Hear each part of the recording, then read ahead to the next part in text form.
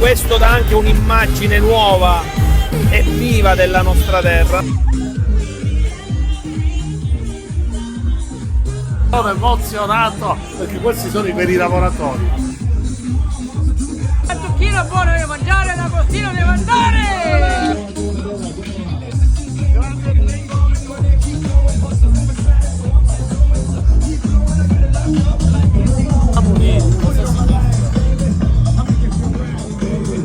Sono siciliana. Ma non mi passano! Dei produttori anche giovanissimi. Lo fa? Sorriso. Andiamo a Torre Nova, 1, 2, 3! Andiamo.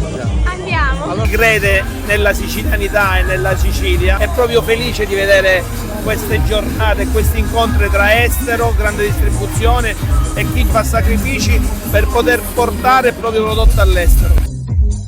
Auguri.